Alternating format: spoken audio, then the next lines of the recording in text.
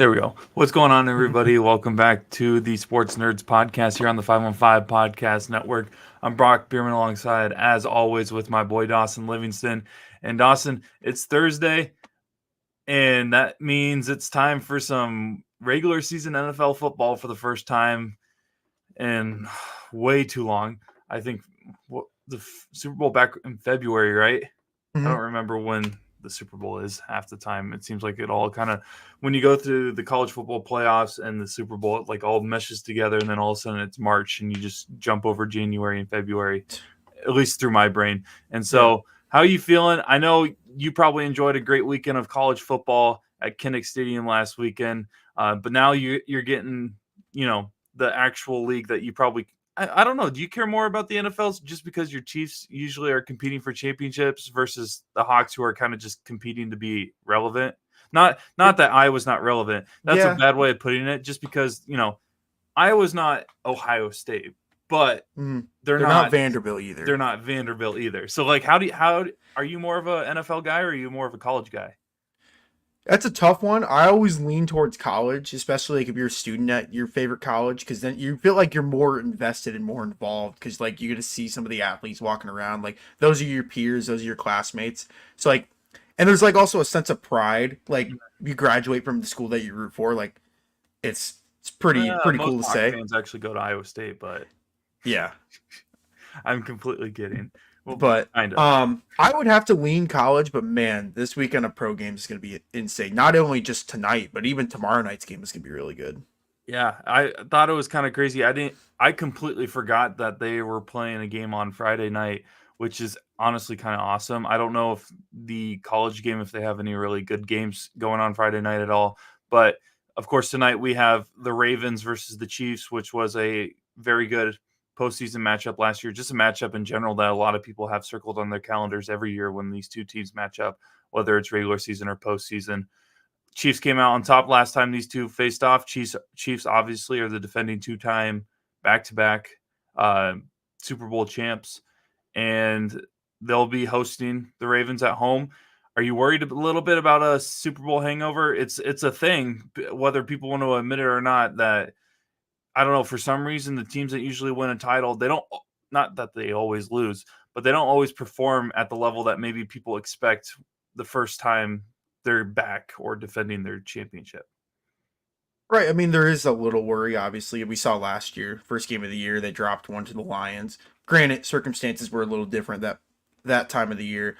Chris Jones was holding out. Kelsey had just gotten hurt a day or two before the actual game. So Kansas City was without two of its top three best players.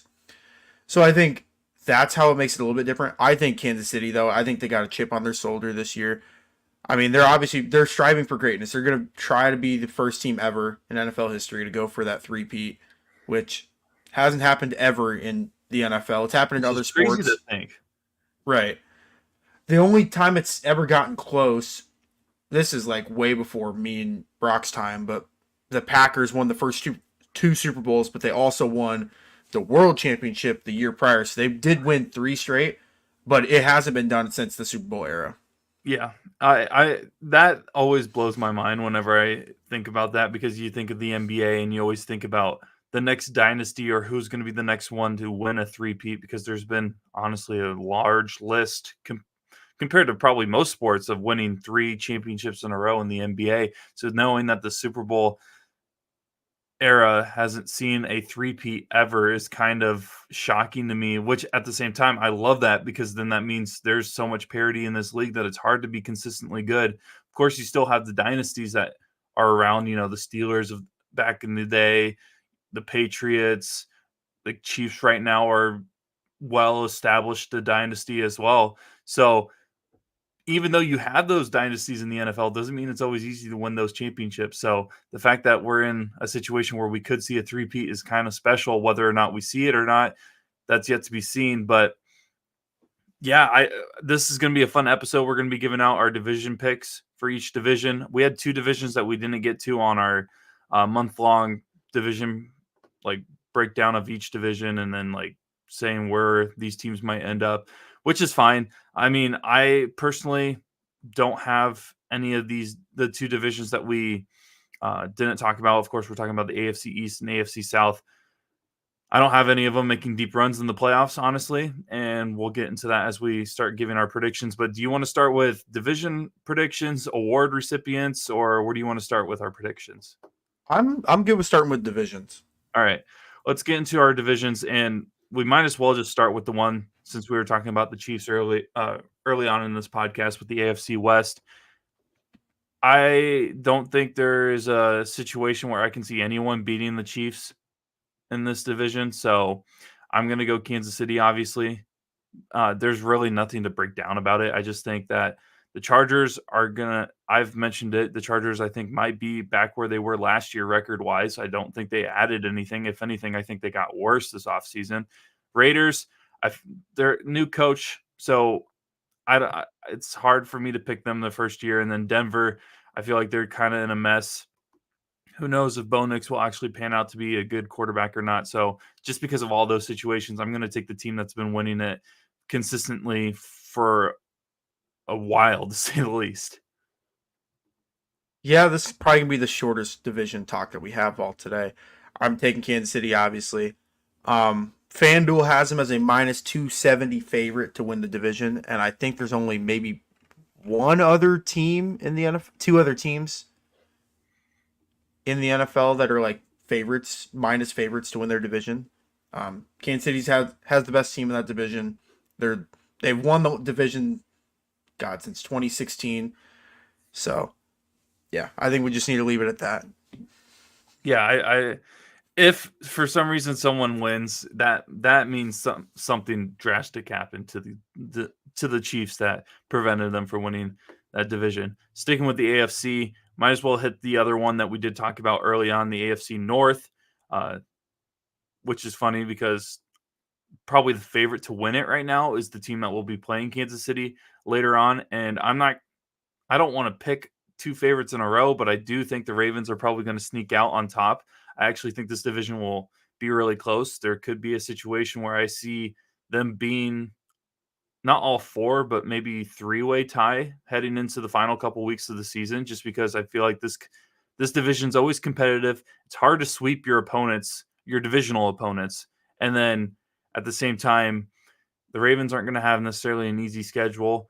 But then you got Cincinnati, who had a rough year last year and will have an easier schedule with Joe Burrow back. So we'll see what happens. We mentioned it on our preview of the AFC North that something fishy is going on in Cincinnati, and it seems like there's been contract issues with some certain players. Jamar Chase, I think, was the one that a lot of people have been circling or keeping their eye on.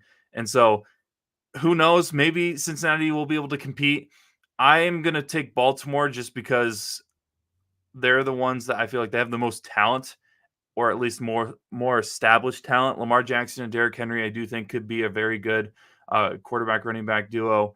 And so just because of that, at the same time, the Ravens, they've been in this situation multiple times where they're expected to win this division. So I'm going to give them the benefit of the doubt on that and go Baltimore. Yeah, I mean, Baltimore's clearly the favorite in that division. FanDuel actually has the odds really close of who's the favorite in this one. They have Baltimore plus 145, and then they have Cincinnati at plus 165. So basically, they're saying either one of those teams is very close, like the top of the division. I'm with you, though. I get bad vibes from Cincinnati right now. Now, if we find out midway through this episode or sometime in the near future that a contract has been solved for Jamar Chase and he's back with the Bengals and all is kumbaya, then I might pick Cincinnati. But I think right now, I mean, you just have to pick Baltimore. Even though like teams like Pittsburgh at plus 750 are good, and even Cleveland. I mean, if Cleveland can figure it out at the quarterback position, I think Cleveland could be fairly competitive. But I am going to agree with you, Brock. I do think Baltimore's going to be the favorite in this one. I got them picking. Yeah. And I mean, I do, like you said, like we've mentioned, this division is going to be fun to watch. It's going to be very competitive. Tonight, we got one of the teams from that division playing the team from the AFC West that we both think is going to win in the Chiefs. So we'll see what happens. Sticking with the AFC, we might as well just finish out this division. The two divisions the conference The two divisions that we didn't talk about, the AFC East and AFC South.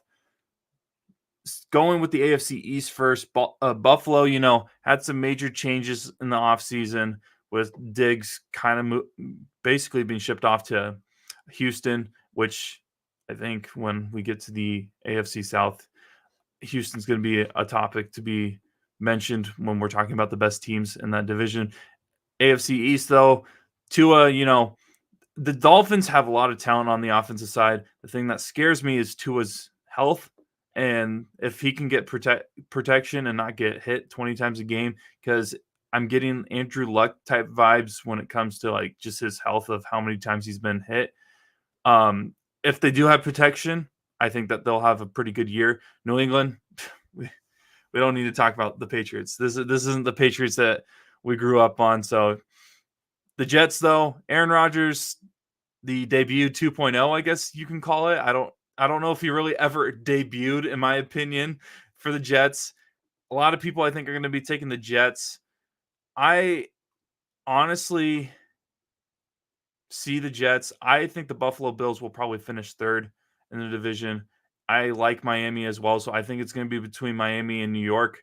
And I'm not sure what the odds are pointing towards. So if I'm about to take the third straight favorite, that wouldn't shock me, though. I think New York is going to probably pull out this one and win the division just because they have Aaron Rodgers. I know that he's coming back from an Achilles tear, but Aaron Rodgers has a way to carry teams in just crazy ways. And they have a really good running back in Breece Hall, good wide receiver core, and their defense isn't that bad as well. So I'm going to go New York. Yeah, New York's going to be a good team. New York is the favorite in this division at plus 160 right now. But the top three are within 50 points of each other. Like New York's at plus 160, Buffalo's plus 195, Miami's plus 210. At the end of the day, for me, I just don't trust I just don't trust the Jets organization. Like, and that's no diss to Aaron Rodgers or any of the players on that team. I don't really trust Robert Saleh either. I know that defense is going to be good. I know that they should be theoretically good on offense, but I just can't fully buy in.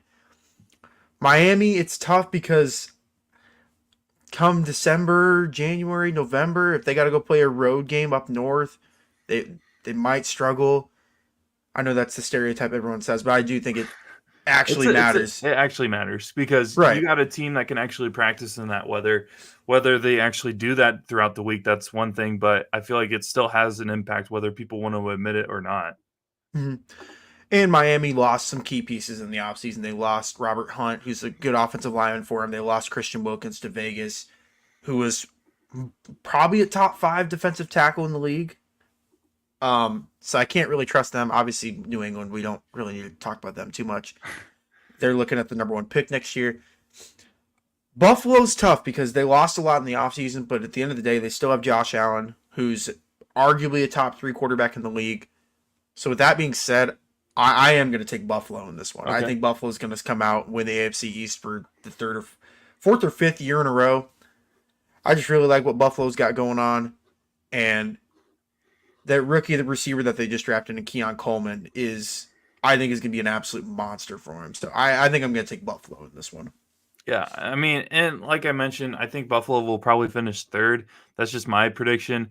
But I do think that like it could be separated by a game, if not no more than 3 games, honestly. I think this division will be a pretty tight race. And so everybody outside of New England, I think, has a chance to actually win this, depending on how their seasons go. Can they stay healthy? And just does Buffalo have enough talent or enough new talent to add to their roster that can get them over that hump and win that division? So Buffalo's not a bad pick. I want to get your opinions before I give you mine on the AFC South. You've mentioned the Titans a couple times when we've been previewing. Do you believe in the Titans, or is it more of you just think they're a very young core that could potentially be something in the future? I think they're a year or two away. I like Will Levis. I thought he was pretty good last year. I like some of the pieces they have on the offensive side of the ball. Again, I think we got to get a few more years down the road with the Titans before they really start contending. But hey, we also said that about Houston last year. Not saying Will Levis is going to have a CJ Stroud type jump, but you never know in the NFL. Just random rookies will pop off, and you'll be like, why didn't we think he'd be good? So But in this division, AFC South, Houston's plus 100, Jacksonville's plus 290, Indianapolis plus 320, Tennessee plus 950. I think you have to pick Houston here, and I know that's kind of a chalk pick, and I know that's been everyone's like potential Super Bowl team out of the AFC other than Kansas City. But there's just too much to like about Houston. I love that they added up on the defense. The defensive line is better. Secondary is always going to be really good. Obviously, CJ Stroud year two, so you would think he's going to get better. Stephon Diggs is only going to help that. Now they have a receiving core of Tank Dell, Nico Collins, and Diggs. I'm a little concerned on their ability to run the ball and then stop the run. But I think with the league that we play in today, unless you're playing a team like Baltimore, I don't think that's really going to be a huge issue. But granted, the reason why Houston got knocked out of the playoffs last year was because they played Baltimore. So you got to be ready for teams like that. But I think it's pretty obvious you got to take Houston here to win the division. Feel like people are forgetting that Indianapolis has arguably one of the most raw, talented rosters with Jonathan Taylor, Pittman, or at least offenses, and then Anthony Richardson. I did a fantasy draft with a couple of people that I became friends with during college last night, and Anthony Richardson, I don't think got drafted until like the 10th round. So he was a backup quarterback for a lot of people, and he was rated like 55th on fantasy. So we were in the triple digits by then. I think that Indianapolis has an opportunity to shock some people this year. Just the only thing that concerns me is that can Anthony Richardson stay healthy? Because he is a mobile quarterback. That's what he's known for. He can throw the ball. Don't get me wrong, but a lot of people know him for his athletic ability. So the fact that he's coming off of an injury from last season, we'll see what he's able to do. CJ Stroud with the Texans, I think will have a good year as well. I hope he doesn't have a sophomore slump that most quarterbacks I feel like have when, they have the first time they ever have any success the following year, they fall off a little bit. Titans, I think I'm not a fan of their roster really. I'm not going to lie.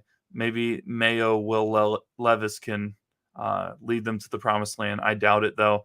And then Jacksonville, we both picked Trevor Lawrence as our sleeper MVP candidate last year. I'm not picking him this year. I just don't think the team has it to be able to go far this season. I'm about to go favorites for all four divisions. The AFC's tough, I will say. Like, all the teams that are the favorites in the division, like, I don't know. Other than Buffalo, like, I went favorites too. Like, it's AFC's tougher than the NFC. NFC, I do got some upsets. Yeah, of who I think's gonna win, but I'm gonna go to the Texans. I just think that when you're a very young team and you had a lot of success before you're supposed to, or people expect you to have success, that's a good sign. Even if you do have one or two players that kind of fall off in the second year of that franchise's new era, but I'm going to go to the Texans. I could see the Colts maybe sneaking up or playing surprise, not to win the division, but like showing that they could be a potential threat in that division in years to come. But I'm going to go the Texans on that one. So for me, I have the Chiefs winning the West, the Texans winning the South, the Ravens winning the North, and the Jets winning the East. And then Dawson has Chiefs in the West, Texans in the South, Ravens in the North, and the Bills in the East, which is also a great slate of teams as well. I don't know. The Bills are interesting to me. Maybe I'm being too harsh on Josh Allen and that franchise, but for some reason for me, I just don't think they're going to have as much success, which is funny because I'm putting that makes me say that Stephon Diggs was their offense, but he really wasn't a huge impact last year. I feel like last year he kind of fell off a little bit just because there was all those issues of like they weren't trying to give him the ball according to some people or who you talk to. Yeah, his numbers in the second half of the season definitely went down. At the end of the day, for me, I like I know they lost Diggs and they lost a couple other pieces, but they have some receivers on that roster that I genuinely do like. Curtis Samuel was a good addition from Washington. I think Keon Coleman is going to be their wide receiver one of the future. Hmm. I think he just has that athleticism. He's got the frame that he can go get a ball up in the red zone or just a 50-50 ball. So, and obviously, again, whenever you have Josh Allen, I feel like you're going to never be a tanking team, in my opinion. Plus, they got two good tight ends, too, that we don't even really talk about that often. Yeah. Let's go over to the NFC. I'll let you pick which division we start with, and then since you mentioned that you got some upsets compared to like what the odds makers are saying, you might as well give us one of your upset picks. Oh, wow. All right. I'll start off with the NFC North. So Detroit is the plus 125 favorite, followed by Green Bay at plus 210, Chicago at plus 340, Minnesota at plus 850. I'm telling you right now, I will not be picking Minnesota. I also won't be picking Chicago to win this division. I think Green Bay is having Jordan Love is going to have that huge jump where he's going to be a potential MVP candidate. So I think it's going to go Green Bay 1, Detroit 2, Chicago 3. When I say that though, I think Green Bay is going to go 13-4, 12-5. Detroit's going to be either tied or one game behind, and Chicago's going to finish a game behind that. I think the top three of this division is going to be super competitive, and we're going to be in week 16 or 17 realizing, hey, Chicago could still win this division, or Green Bay could That'd still be win this, or crazy. Detroit. But I do have Green Bay. So that is my second upset for Division 2. I say upset, but I mean, it's still plus 210. It's not Yeah. like outlandish to say that. Yeah, that's a good pick. I know a couple people that have the Packers going. I want to take Chicago, but I just don't have belief that they can do something special like CJ Stroud did his rookie year. Maybe Caleb Williams can prove me wrong, and that's fine by me because it would be cool to see Chicago good at football again. I'm going to go Detroit, though. I just think that they were able to address so many questions that there were on the defensive side in the offseason, as well as just now that they have an established offense. Hopefully, everybody's healthy. I know St. Brown played with basically an injury all year last year, so their offense can stay healthy. That's a good sign for them. I saw someone, they play the Rams this weekend, so one of the podcasts I listened to on the side, one of them mentioned that the people that they know who for a job, they are a fantasy like expert on CBS, and they said that Jared Goff is their go-to start, like must start quarterback this weekend versus the Rams. And so I think Detroit's going to defend at home all year. They're going to go undefeated at home, and that's going to be just one of the small things that leads to Detroit winning this division. I don't know if they'll run away with it. But I don't see Chicago or Green Bay being in that conversation heading into the final week. So maybe they win by like 2 or 3 games. Okay. NFC South, this is where I kind of have a potential upset as well. I don't know. I'm just a big fan of Tampa Bay and Baker Mayfield. And for some reason, I'm used to he's kind of proven it over the last couple years outside of last year because he was hurt. But Kirk Cousins has established himself that he can win big games because we know that there was memes going around for years about how primetime games Kirk Cousins isn't necessarily the most clutch quarterback in the league. I'm going to go Tampa Bay to win it just because their team isn't completely brand new. I feel like the Falcons offense is a little bit of a overturn just because new coach, new quarterback, and just a new system that they're going to implement. And maybe they're going to be able to find a way to have success right away. But I think early struggles may prove to be an issue for them later on in the year. And when you play Pittsburgh week 1, who has a really good defense, then you travel to Philadelphia and then back home versus the Chiefs. If you start 0-3 in that situation, you get the win against the Saints, and then you're going up against the Buccaneers, and that could be a deciding factor of how the season's going to go for both teams in the division. And I think Baker Mayfield, Mike Evans is going to have another 1,000-yard receiving season. I mean, he's had one every year since he's entered the NFL. So I have no reason to believe that the Falcons are going to run away with this against them. So I'm actually going to take the Buccaneers just because I think when those two match up, the Buccaneers are going to be able to pull it out in a bigger situation. Yeah, great pick. Tampa Bay obviously played really well last year. The odds for this division, it's Atlanta minus 140, then Tampa Bay plus 320, New Orleans plus 450, and then in fourth place, my beloved Carolina Panthers. I don't know why I said that, but at this point, they're my Panthers. Regardless, I am going to go with Atlanta in this one. If you would have asked me this maybe 3 or 4 weeks ago before they signed Justin Simmons and traded for Judon, I may have been on the same boat with you. But I just think solidifying that defense for Atlanta is going to be so important because I think their offense is going to be fine. I think Kirk Cousins is going to play well this year. Obviously, second year Bijan Robinson, hopefully he should be better. Drake London will finally have a quarterback to throw him the ball. Who knows if Kyle Pitts can tap into anything he did his first year. As someone who is a Kyle Pitts truther and has drafted him pretty much at least in one of his teams in fantasy the last 4 years, I have high hopes for him. But at the end of the day, Atlanta's just got too much talent on this roster. And even if Kirk doesn't play great, I mean, bar none, they do have a decent backup behind him in Penix. And maybe Penix can show us something this year. But I just think Atlanta's got too much talent. I think it will be close towards the end of the regular season, but I'm going with Atlanta.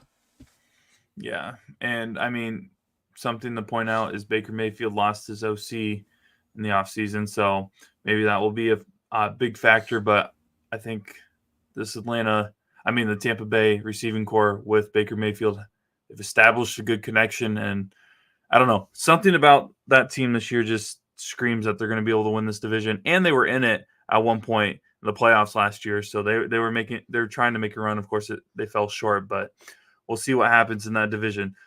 Probably a more easier division to pick unless Dawson comes out of nowhere with an upset. The AFC West, unless he has the Cardinals winning, I don't think anyone else outside of the 49ers is going to come close to winning the division. I completely kidding. Arizona's not going to be even in contention for second place. We'll see. But yeah, okay. I think the 49ers roster, obviously, it seems like they've solidified that everybody's back. Trent Williams is back. They got Ayuk contract. As long as they can stay healthy, there's no reason to believe that they won't win this division unless you have other opinions on that. But yeah, I'm going to go San Francisco. They might come up again later on in this episode when we talk about just postseason wise and maybe even awards, depending on which award we're talking about. But yeah, San Francisco is my pick for the West. You know, it's funny. I said the same thing with the Falcons or the Bucks, or if the Niners didn't re-sign Trent Williams and Brandon Ayuk, I was leaning really heavy to pick the Rams to win this division. I'm not going to lie. I like what the Rams got. I know they lost Aaron Donald, but I really like the rest of this team. With that being said, I am going to pick the Niners on this one. Just off the simple fact that this is their all-in year. This is their last year with. This is the most amount of talent that this Niners team is going to have because Purdy's about to break the bank next year. So I think if you don't win the division this year, I'm not saying you're never going to win it again, but man, is it going to be difficult. Odds right now are San Francisco minus 190, the Rams plus 330, Seattle plus 700, and Brock's Cardinals at plus 1300. Yeah. Which, funny enough, the Cardinals winning the NFC West is theoretically more likely to happen. Twice as likely to happen than the Patriots winning the AFC East. If that makes you feel any better. You're saying there's a chance. Yep. But, I don't know. This division could be cool. I like what's going on in this division. Even like a team like Seattle, who we don't really ever talk about that much. I like some of the pieces that they still have on offense. Obviously, still have DK. They got Kenneth Walker. Who knows if Geno Smith is the answer? We'll see if he gets benched for Sam Howell at some point. He's not. Yeah. But at the end of the day, I'm rolling with the Niners, even though I was very tempted to pick the Rams to win this division. Yeah, I get that. The Rams have a great offense, and their defense isn't too bad. It sounds like they're dealing with some injuries already, and the season hasn't even started, so we'll see what that leads to, and they've kind of been plagued with injuries. Honestly, even midway through the Super Bowl, because Odell had an injury during the Super Bowl run that they had, and then last year they've just had a boatload of injuries that honestly skewed how good people remember the Rams for the 2024 seasons. I mean, 2023 season. So I can see them maybe competing. Maybe San Francisco has some issues with players or just injuries in general, and then the Rams could sneak out with that. But if that doesn't happen, there's no reason to believe that the 49ers won't win. The NFC East, is this the last year of Dak Prescott as a Dallas Cowboy? I think so, but we'll see. We'll see. Because he will be basically an unrestricted free agent, barring he doesn't get a franchise tag, which he very well could. But I guarantee the franchise tag is going to be north of $50 million. I don't think fully guaranteed. I don't think he can be tagged. Oh, can he not? I don't think. Let me look it up. Oh, then he would actually be an unrestricted free agent. So maybe maybe a bad team without a quarterback. Yeah, he cannot interdivision be rival, the Giants. Maybe the Raiders. Maybe the Steelers. I mean, there's a lot of options out there. It's a lot of people are going to be watching Dallas this year in terms of storylines and the future of that franchise. Not because they want the Cowboys to have success. It's just because they have established themselves as America's team. So everybody cares about them failing more than actually having success. So I think that they're not going to be the champions of their division. I actually have the Eagles winning it. I don't know what the odds makers have the situation being, but I think the Eagles are going to be able to come out on top. Granted, the Cowboys, I think, did go undefeated, if not only lost one game at home last year. So that's something to keep an eye on. If they're able to defend AT&T Stadium again, they could be back in the situation they were in last year. But I think the Eagles are going to be able to pull out some big wins this year, bounce back from, honestly, a slump compared to 2 years ago when they made the Super Bowl. And then Jalen Hurts, same thing. They're same quarterback, right? One made the Super Bowl, another one's been traded already after being drafted number 1 overall. They're so similar. But Jalen Hurts is going to have a bounce back year. AJ Brown, all those guys, they're going to be cooking, and I like the Eagles to win the division. This is another one where I was very close to taking the second place favorite to win the division in the Cowboys. But again, I hate the running backs. I just don't think they'll be able to run the ball at all. And I think you don't like Zeke? I don't like old Zeke or old Dalvin Cook. I really don't. Oh, I forgot they sound the English. They signed Dalvin. Yeah. And they lost arguably their best left tackle in franchise history, Tyron Smith, to the Jets. I think that's a huge loss. But I really like what Dak and CD do. I obviously love the defense, love Micah Parsons, love Trayvon Diggs, love Deron Bland. But I can't pick against the Eagles. Yep. Even though I don't really necessarily like the vibes around Philly, because that second half of the year they were awful. Awful. They dropped the game to Brock's Cardinals at home towards the end of the regular season. They lost in embarrassing fashion in their first playoff game last year to Tampa Bay. Saying all that, I think Philly's going to turn it around this year. They got 2 new coordinators. They added Saquon Barkley. They had other good additions. They got my boy Cooper DeJean. They just beefed up their secondary.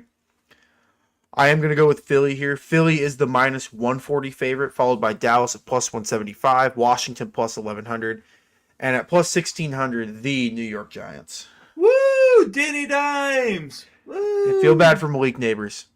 Nothing happened. It's just Daniel Jones is his quarterback. Oh, man. Just unfortunate situation for them. I also believe that this might be the last year for Dak Prescott in a Dallas Cowboy uniform. Running backs are terrible. Zeke in 2015, then we could be talking different. There's not one running back on that roster that I'm like, ooh, that guy could be a threat. But it's whatever. So that was our NFC predictions. You had the Eagles Eagles winning Falcons. the East, Falcons winning the South, The Packers winning the North and the 49ers winning the West. But keep an eye on those Rams, according to Dawson. And the Bears, bro. The Bears could easily win this division. I'm just going to say that now. I so badly wanted to go the Bears, but I don't know.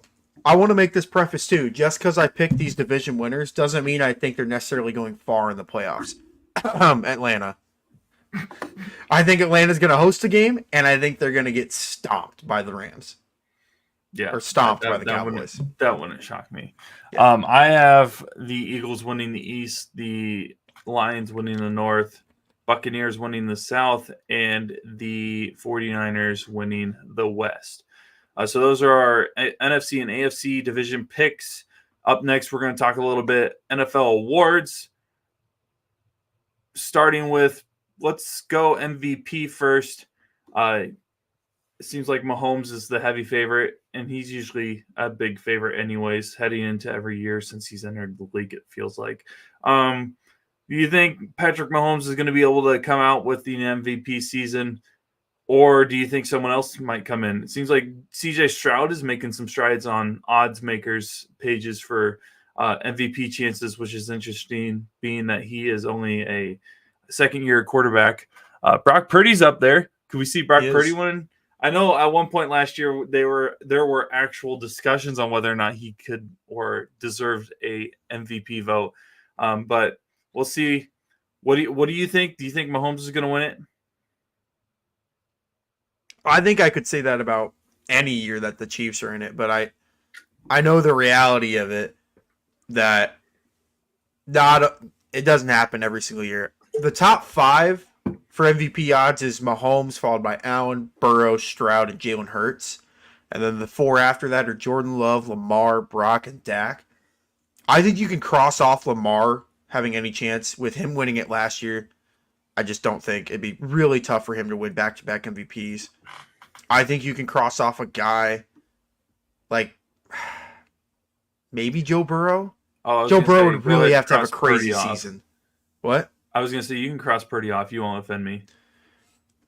But there's a scenario out there where Purdy leads the Niners to a 14-3 season, throws for 4,000 yards, has 30 touchdowns, doesn't turn the ball over. There's a scenario out there where we could be in Week 18 and be like, oh, Purdy's the heavy favorite to win. At the end of the day, though, I am going to pick Mahomes. I know that's lame. I know I picked him last year, too. But I just think with the weapons that he has this year, I think this is his best. I think this is his best room for receivers. Yeah, and that's even with Hollywood Brown not playing tonight, and just the new receivers being added to the mix that he hasn't played with before, like Xavier Worthy, and adding back a guy like Juju Smith-Schuster. But I am going to go with Mahomes. But I would say watch out for Jordan Love potentially winning it. He is at plus 1,400. If they win that North, I think there's a scenario where he could win it.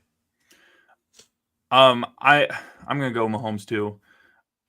This year has the potential to be the crowning moment for Mahomes and his legacy. Because I think at some point he's going to get up there in stats and is going to compete really well with Brady for all those career stats. If Mahomes wins 3 in a row and somehow wins MVP this year, it's going to be hard to debate that he's not going to end up becoming the greatest of all time. If not, he already is the greatest of all time. It's just that he hasn't had his entire career finish. So I'm going to go Mahomes. I just think the talent on the receiver room, having Travis Kelce, is just going to be overpowered. I actually think the Chiefs are going to roll through a lot of competition this year. And if I'm not going with Mahomes, I will go with the fact that someone from San Francisco will win MVP this year. Whether that's McCaffrey, whether that's Purdy, whether that's Debo. I don't know how much they're going to actually utilize Debo and all those other formations or schemes that they run for him. If Mahomes doesn't win it this year, someone from the San Francisco 49ers will win MVP. Okay. You want to go Offensive Player of the Year next? Yeah, that's fine. I can just give you mine. So, since I already said that the MVP, if it's not Mahomes, is going to come from San Francisco, I'm just going to go Christian McCaffrey the way he's able to honestly control the game sometimes as a running back is hilarious, just because everybody talks about the quarterback being the position in football, and I do believe that it is the position in football. But Christian McCaffrey has a way to affect games in ways that is just unheard of in today's NFL when it comes to the running back really being both a runner and a receiver. He doesn't do much special teams anymore, but if needed, he could be an elite special teams player too. I hate beating a dead horse, but like you point out his games in college and special teams, receiving, running, he Yeah. can do it all, and he's still Yeah. doing it now. If he can stay healthy, I think Christian McCaffrey is going to lead the 49ers to a very successful season. So I'm going to go with the favorite. I think he's tied for the best odds to win this. I'm going to go with Yeah. McCaffrey to win Offensive Player of the Year. Yeah. Great pick. It goes McCaffrey, Tyreek Hill, CeeDee Lamb, Jefferson, and Jamar Chase as the top 5. And then after that, it's Brees Hall, Amon-Ra, Bijan Robinson, and Saquon. What are your thoughts on Brees Hall? It seems like a lot of people are hyping him up this year. I'm not like just trying to discredit him or anything. And he's a Cyclone, so like I just think it's interesting that within a year after an ACL tear, everybody's like, I think he was top 3 in fantasy Yeah. draft boards, and then now he's top 6 in Offensive Player of the Year awards. I don't, and maybe I need to look at his stats from last year, but like nothing like stood out to me as like impressive or anything. But I'm not trying to discredit him. Yeah. I'm all for an Iowa State player winning an award, but the fact that he's top 6 kind of shocks me a little bit.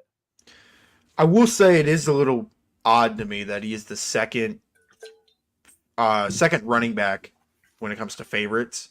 I would honestly put a guy like Bijan and Saquon above him, and that's no disrespect to Brees Hall. I just trust like McCaffrey's offense more. I trust Bijan's offense more. I trust Saquon's offense more than I do with the Jets. And I know I've really been harping on the Jets this episode.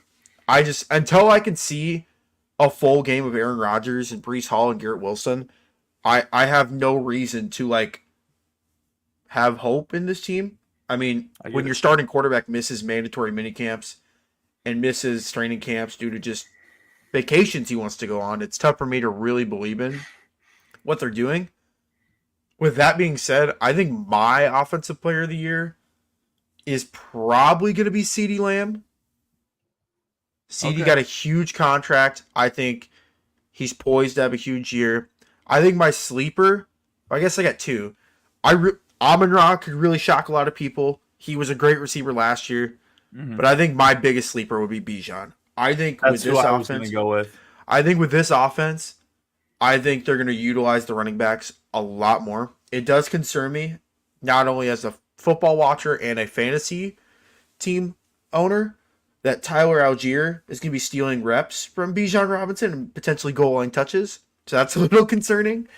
But I think Bijan could easily, his plus 1,600, I mean, is a really good odd for him to win Offensive Player of the Year because I think he's got a great chance. Yeah, I completely agree. I think he can sneak up there. What was it? Oh, if Justin Jefferson had Kirk Cousins, would you take him? Yes. You would?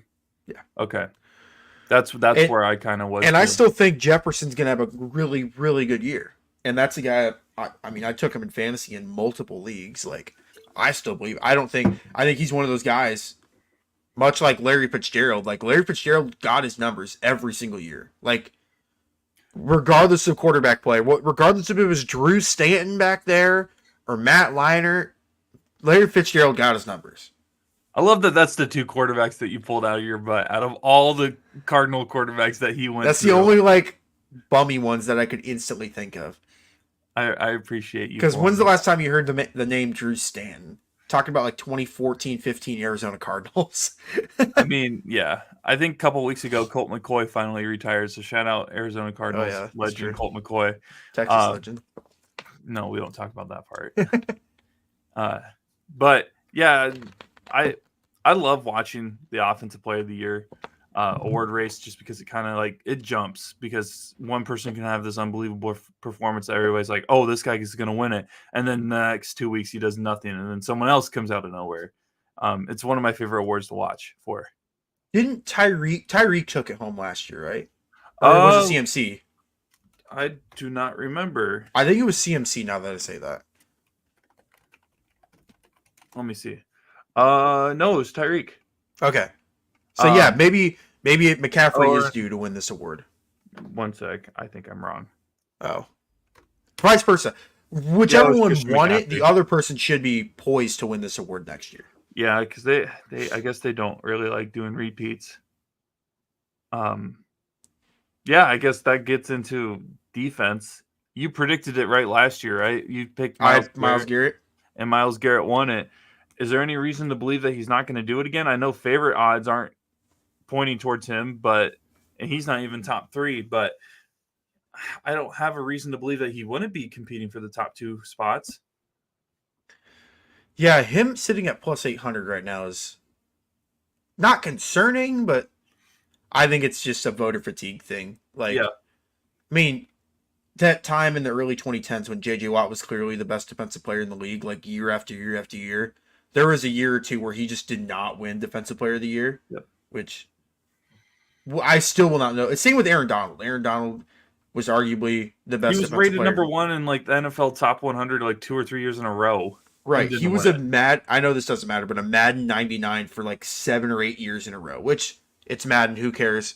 But like that still means you're recognized by your peers as like the best at your position or the second best at your position. The fact that I think he's got 3 Defensive Player of the Year awards or maybe 2. So I think there's a little voter fatigue with this. My pick for this, it's tough because I like guys like Max Crosby a lot. I just don't think the Raiders will have nearly the success required to win this award. Kind of a sleeper that you could take is Aiden Hutchinson. I hate you. Quit taking my picks, man. He's not my That's who pick, I'm taking. but that's my sleeper. I am going to take Micah Parsons, though. I think he is due to win this award. He is the type of the favorite at plus 550. I think if he has anything like a year he did last year, I think he's going to run away with this award. But I will say, keep an eye out for Aiden Hutchinson, and that another one is at plus 3,000. Keep an eye out for Will Anderson. Will Anderson played really well last year, and I think he's only going to get better, especially with them adding Danielle Hunter, so that takes less pressure off him. So, I don't know. I think I'm going to go with Micah Parsons and then watch out for Aiden Hutchinson. I'm going Aiden Hutchinson. So okay. I just think this is the year that he's going to break through and become one of the next top guys in the league. He's kind of shown spurts that he can be that top guy. And what an opportunity then right now with the Lions team that's looking to break through, maybe even compete for a Super Bowl title this year. So, yeah, I think that he's someone that not many people are paying attention to, I feel like, because everybody's talking about Detroit, addressing the corners issue. Amon-Ra St. Brown's back and healthy. The offense is going to look good. Don't forget about the former number 2 overall pick, man. Aiden Hutchinson, when he takes over in games, because he's shown spurts of becoming maybe not elite, but like a very, very good player, borderline elite player. So this could be a year where maybe he even jumps that and becomes an elite defensive lineman. And so I see him fighting for the top spot, probably in sacks this year. So I'm going to go Aiden Hutchinson to win it. I guess he's basically my sleeper too, just because he's so low on the list. If I had to pick someone else, I would love to see Chris Jones actually win Defensive Player of the Year. I don't think that's going to happen, but that would be, if I had to pick someone else to win it, that's who I'd want to win. I know someone that would go bananas if that happens. Oh yeah. I think I know that person too. Yeah. Offensive Rookie of the Year. It's got to be Caleb, right? Yeah, I'm going to be honest. I'm not beating around the bush on this one. It's my favorite's Caleb. My sleeper, I don't even know if this is necessarily a sleeper, but Marvin Harrison. I just don't see another player winning this award, I guess is what I'm saying. If it's not Caleb, I think Jaden will get it. You think so? Okay. I don't think Marvin will be second. That's just off of, I think Jaden will have a decent year. So if Caleb has a bad year, they'll just give it to him. I don't see, unless Kyler goes on, because that's the thing. It's not that I'm worried about Marvin. It's more that I don't know what the Arizona Cardinals are going to do with Kyler this year. The fact that Marvin is his number one and number two and potentially number three option, depending on plays and situations. So, again, Cardinals fan, as much as I would love to see Marvin Harrison become Larry Fitzgerald 2.0, which there's a good chance that he becomes that for Arizona. I just think Caleb Williams or Jaden Daniels, just because I think it's kind of a quarterback award, because most of the time the top players heading into the year are the quarterbacks for rookies. So I'm going to go Caleb Williams to win this one. Jaden Daniels, not really a sleeper. Just if I had to pick someone else, I would go Jaden Daniels to win this. Yeah, maybe Bo Nix. I don't know. I just don't see the Broncos popping off. Yeah, I think that this one is just Caleb's to run away with. It doesn't even take that much for him to deserve that award, in my opinion, just because it's the Bears, and if the Bears win more than 8 or 9 games, I think he's locked up that award. Yeah, I agree. I'm not gonna lie, I don't know much about NFL rookies this year for the defensive side of the ball. I'm probably gonna just tail whatever picks you got, if you got any picks for defensive rookie of the year, just because I haven't done a bunch of research on the rookies on the defensive side. I think Latu is the favorite, but outside of that, I don't really know. Yeah, I think my pick right now is going to be Jared Verse. He's an edge rusher on the Rams. Played at Florida State last year. Was really good. I just think with the absence of Aaron Donald, I think they're going to have someone that's going to be able to rush the passer. I don't see why it can't be a guy like Jared Verse. If you were to go somewhere else, though, a guy like Quinyon Mitchell could potentially sneak in there. He's a corner for the Eagles. With the absence of James Bradbury for a little bit, I think him and Darius Slay are really going to have to lock down in the secondary. And who knows, he was one of the more athletically gifted corners in this last draft. So with that being said, I think my favorite's going to be Jared Verse, and then my second is Quinyon Mitchell.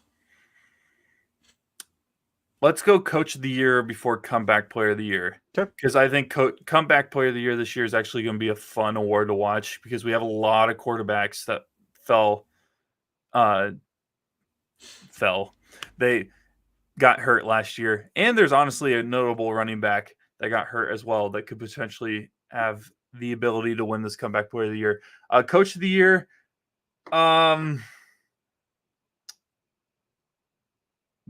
just give me Dan Campbell. I've been hyping up the Lions this episode. Maybe I think I have more hope in the Lions than I did when we were talking about the NFC North on our specific episode, because I talked about how the Bears have a really good chance of surprising a lot of people and winning that division when we did that episode. I like this Lions roster. If they can stay healthy, they established that they needed to address the secondary, and they did through the offseason.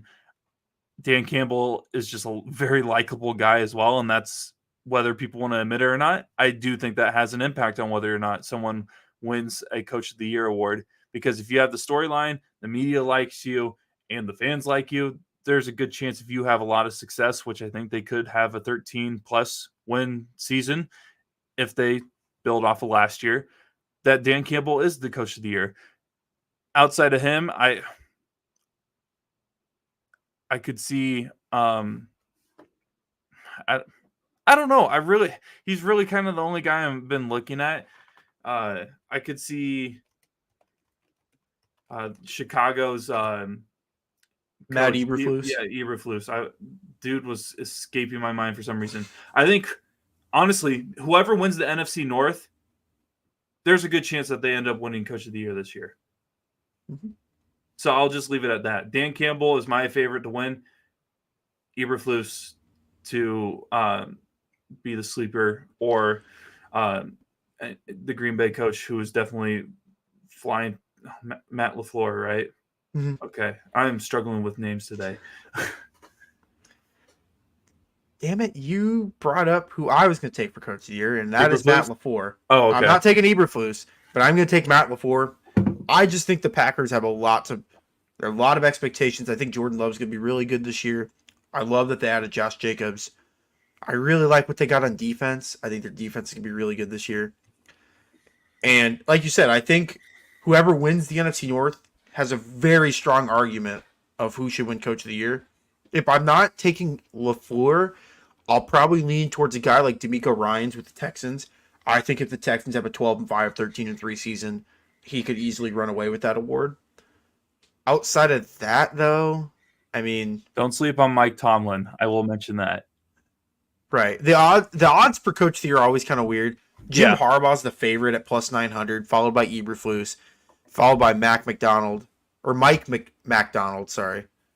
Coach of the Seahawks. I just can't get over that the guy that I think is going to end up finishing at the bottom of the league is favored to win Coach of the Year. Everyone loves Jim Harbaugh, man, for God knows what reason. He's a cool dude. Looks like a chill dude. Just, I don't know. Maybe I'm just tormented from him beating Iowa all these years. They just scored another touchdown against Iowa, by the way. All right, let's get into NFL. Not cool. Let's get into NFL Comeback Player of the Year odds. A lot of names on this list. I don't remember what the. Do you remember what the qualifications to be eligible for this are? There are none. It's just basically storyline. Well, wasn't DeMar Hamlin the favorite to win it last year? Yeah. I think Flacco ended up winning it. Yeah. And there was that whole debate towards the end of the season of who was more deserving. It was Flacco was bad and then he became good, or DeMar. Obviously, what happened with him was terrible, but he was able to come back on the field and play. Yeah. I don't think there are really any qualifications for this award. I think it's just narrative driven. I mean, Geno Smith won this award not too long ago, right? Oh, yeah. That years that he just popped out of nowhere with Seattle. So here's some names that are not eligible that could potentially make some noise in the Comeback Player of the Year. Aaron Rodgers, Joe Flacco, Kirk Cousins. Joe Flacco. Joe Burrow. Same thing. I was going to say, unless I'm not aware that Joe Flacco's got another starting job. Just wait until Joe Burrow goes down, and then Joe Flacco comes back. Well, they got Jake Browning. Jake Browning could cook. No. A.J. McCarron's better. Shut up. Is McCarron even on the roster? No. I was going to say. He's on the Battlehawks, man. Cause law. Aaron Rodgers, Joe Burrow, not Joe Flacco. Kirk Cousins, Anthony Richardson. Nick Chubb, someone that could potentially be on there. Sam Darnold? No, cross that one off. Cross that one off. Well, then the fact that Sam Darnold's a plus 1,000 odds and Kyler Murray's plus 2,000 to me. Oh, I was just gonna say you can skip Danny Dimes. So, and my pick of this award is gonna be Daniel Jones. No, it will not be. Mine won't be Kyler Murray. I'm not gonna lie either. So no. I'm gonna go. I picked the Jets to win. The only one on this list that I have winning their division is the Jets, so I might as well go Aaron Rodgers. That's the only logical pick if it goes off of what I've been saying this entire episode. I think the Bengals are going to struggle this year, so that means Joe Burrow can't win it. I said that the Buccaneers, I feel like, are going to be able to win bigger games and bigger situations against the Falcons, which means Kirk Cousins isn't going to win it. And then I said that the Colts maybe be able to compete. Maybe Anthony Richardson would be my dark horse. I would say keep an eye out for. But outside of that, Aaron Rodgers, I got him winning it. And I really think as long as he stays healthy, he's going to win it. I'm taking Big Kirko. Big Kirko. I had a feeling. Love me some ice. I like what the Falcons are going to do, and I think if Kirk has the year he had in 2022 with Minnesota, with Atlanta, I think he's going to run away with this award, especially with the talent that the Falcons have. Mm-hmm. Sleeper, I am going to go with Kyler. I think there's a scenario out there where Seattle stinks and the Cardinals are 6-11, but Kyler has a good season. For me, I think I'm so invested in Kirk winning this award that I don't really see a sleeper in this award. Rodgers could win it, Burrow could win it. I get that, but I don't see a plus 3,000 guy that's going to win this award. Unless there's another Joe Flacco this year. Like, I don't know. Joshua Dobbs, man. I'm kidding. That would imply that Purdy went down. I know. I was just the first quarterback that came to mind. I'm not gonna lie, just because he like came out of nowhere and then like within 3 weeks just kind of fell off after his first couple games with the Cardinals. Yeah, those are our award predictions. We might as well kind of wrap up this episode with our yearly Super Bowl predictions. Do we want to do AFC and NFC title games, or do we only want to do Super Bowl? Because NFC and AFC may be a little difficult to predict just because you don't know what the seedings are, but I'm okay with the conference games if you are. Yeah, let's do it. Okay. What do you got for AFC, NFC? All right, I'll start off with the AFC. I'm going to be honest, my Chiefs are going to be in this game. Well, yeah. I think that's going to happen. Shocker. And the other team, this team's already played Kansas City twice in the AFC title game. They're about to play them a third time. Give me the Cincinnati Bengals. And I know I said I don't like the vibes in Cincy. I just think a contract is going to come. It's going to happen soon, or Jamar is going to end up giving in and he's going to play. And I think Burrow to Chase with Higgins, it's their last year with those three. I think you have to go all in. I think they're going to be really good. So I got Cincy. Is it going to be in Burrowhead? What? Is it going to be in Burrowhead? It's going to be in Burrowhead. I think Kansas City's going to get the 1 seed. So, I mean. I just wanted to say Burrowhead. Yeah, I know. Yeah, I got Kansas City in it. I don't have Cincinnati in it, though. I'm not going to lie.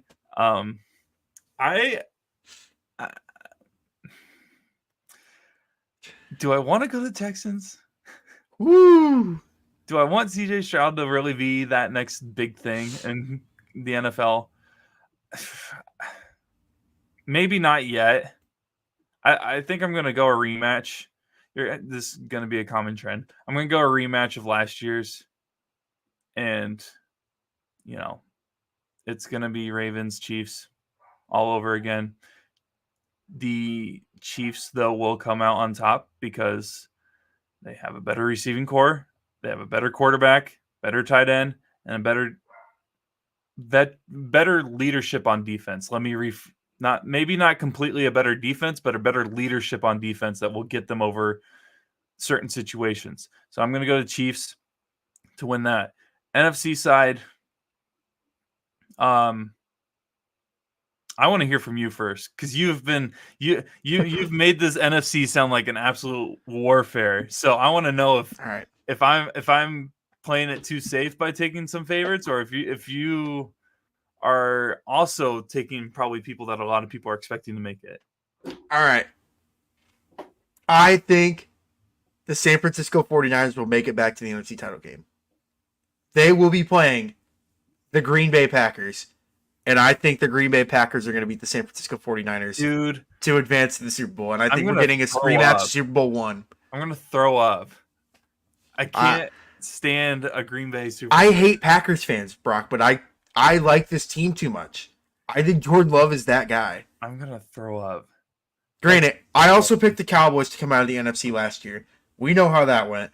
So we're a long ways away from. Who did you have them going up against last year? I don't even know if we picked. I think the Niners. I think I went Cowboys Niners. I'll go back and watch the episode, but I'm fairly confident it was Cowboys Niners. All right. Well, here we are again. I don't remember who I picked last year for the title game, like facing each other. I did have San Francisco in it, and I'm going to have San Francisco in it again. Cowboys are going to make it this year. They're not going to win the division, but they're going to have one of those. They're going to have one of those once in a lifetime storybook final season with all these people together. Just for Dak Prescott to throw 3 interceptions in the NFC Championship. Brock, you're falling in the trap door that I fell in last year. I'm throwing the life vest, dude. I don't want you to know. Just for Dak Prescott to throw 3 interceptions against the 49ers. I get that, but dude, they're not going to make I'm throwing you the life vest. It's going to... No, people are going to be like, is this the year? Dak is gonna give the Cowboys the most hope they have ever had by making that title game. Yeah, And then he's gonna absolutely crap the bed.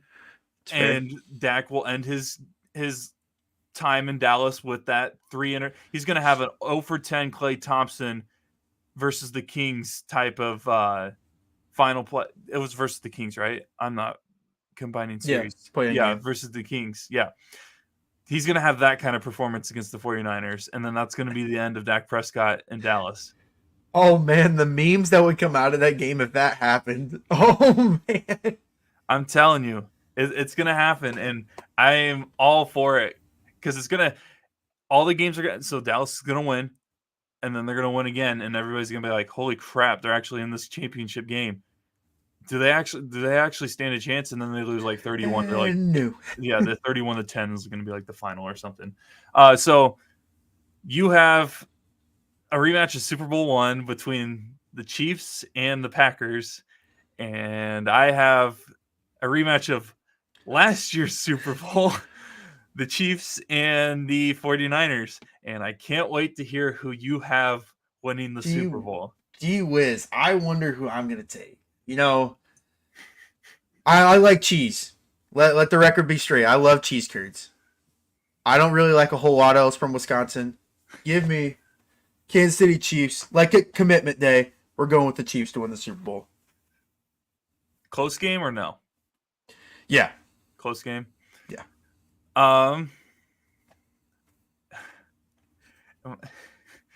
I stated so many times on this podcast since the Super Bowl ended, why do I always pick against the Chiefs, even though they keep winning?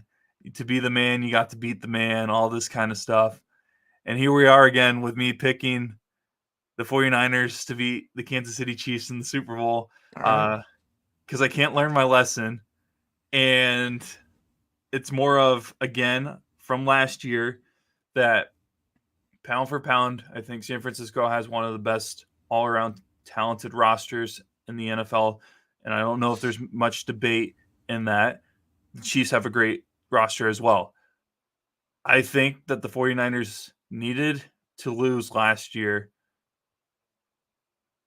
They could have won. Like, anybody can win, but that loss will benefit them more in the long term this season than winning, because if you win, I feel like they're a high horse.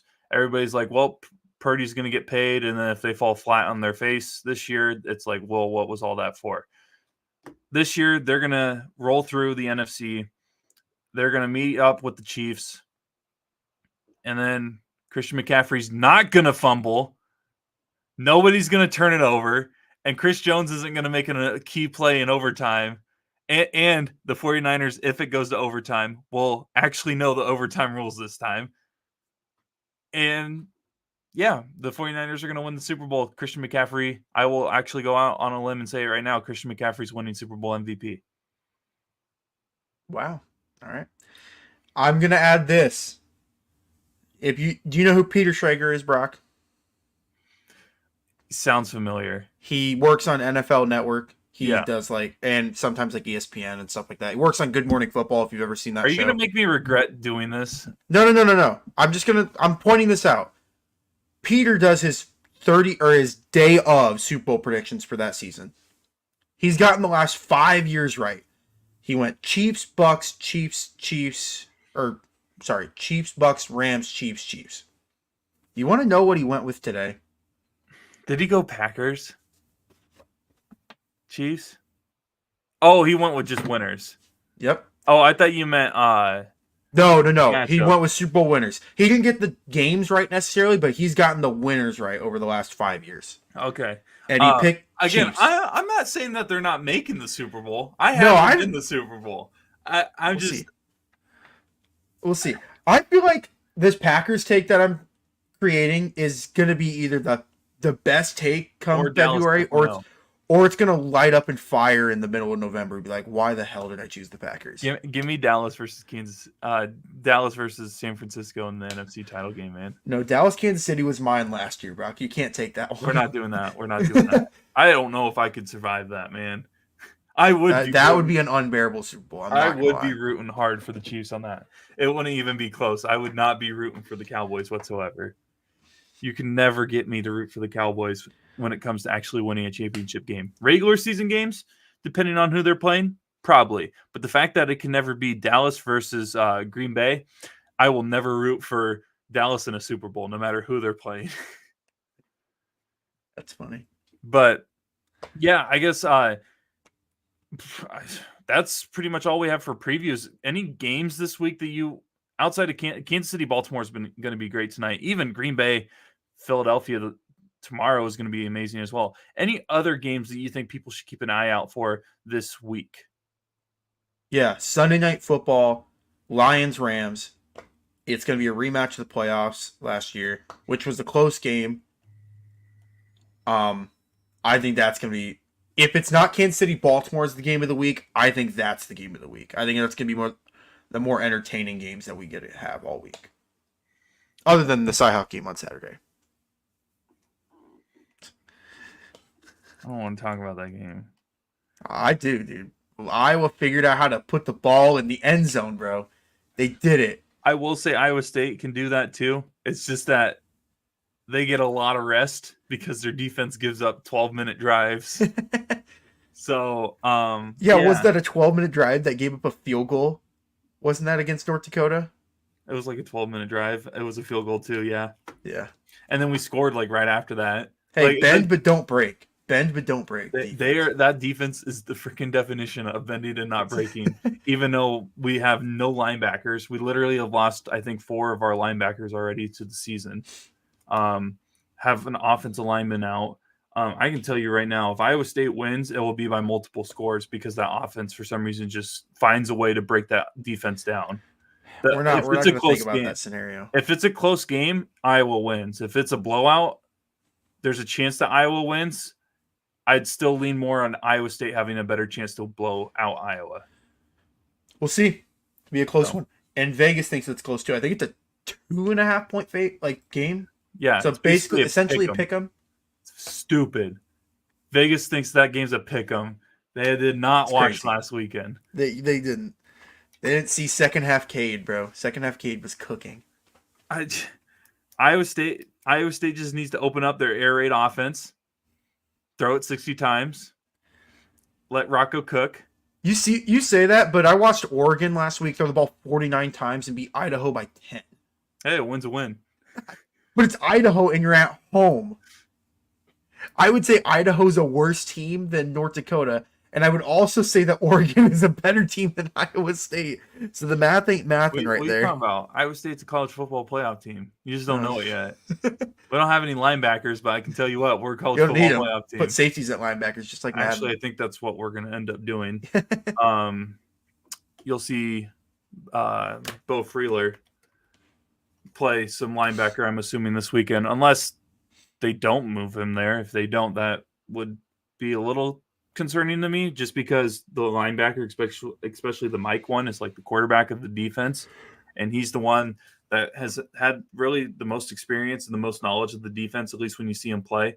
I'm not worried about Iowa State's safeties and defensive backs. I think that they're going to be able to fear Iowa's wide receivers. I'm sorry, I can't. No, I just think it's not even that. It's not even that. I think Iowa State's secondary is actually really talented. Not as elite as Iowa's complements their defense, but it's probably one of the better ones that not many people are talking about. So I could see them they need to force a couple turnovers in order to stay on top. At the same time, if they can find ways to score a lot in the first half, that's a good sign, because if they're up 10 at half versus Iowa, yeah, that's Iowa really definitely good sign. Cannot be chasing in this game. That's the thing. Which is crazy to think, because usually it's Iowa State can't be chasing Iowa. I think this year it kind of flips a little bit, just because Iowa State actually has a decent offense this year. Usually it's Iowa State has a questionable offense and a really good defense, and Iowa has a questionable offense and a really good defense. So it's who scores first wins. Mm-hmm. This one is if someone can get up 10 points, they're probably going to win it, because neither team, I think Iowa more, can't be chasing in this game. Because I think Iowa State could probably come back more just because I don't know. I'm more confident in Iowa State's offense still than I am Iowa's, even though they Fair did put enough. up 40. Fair enough. That's the best part. Everybody's like, "Oh, they put up 40." I'm like, you got to remember, they did only put up 6 in the first half. So I know y'all are saying tale of two halves, but you cannot overreact because one half was No, really bad. that first half, Brian Ferentz was still the OC. You can't convince me otherwise. Brian snuck back into Kinnick. He stole the headset from Tim Lester and started calling plays. And then Tim Lester's like, buddy, go back to Maryland. And yanks Go the back headset to back. Maryland. Yeah, we'll see what happens in that game. But any final thoughts before we sign off here? No, I'm super pumped that the NFL's back, dude. It's been too long. Amen. It's been way too long. Amen. Well, for Dawson Livingston, I'm Brock Bierman. Make sure to follow us on social media at 515 Podcast everywhere on TikTok, Instagram, Twitter, and Facebook. You can find us wherever you find podcasts on Spotify, SoundCloud, and Apple Podcasts. And we also stream on YouTube. So make sure to subscribe, like, follow, leave a rating, comment, whatever you feel like you need to do to give us some support. We appreciate all your guys' support. We'll be back next week. Enjoy the football games this week, and we'll see you next week.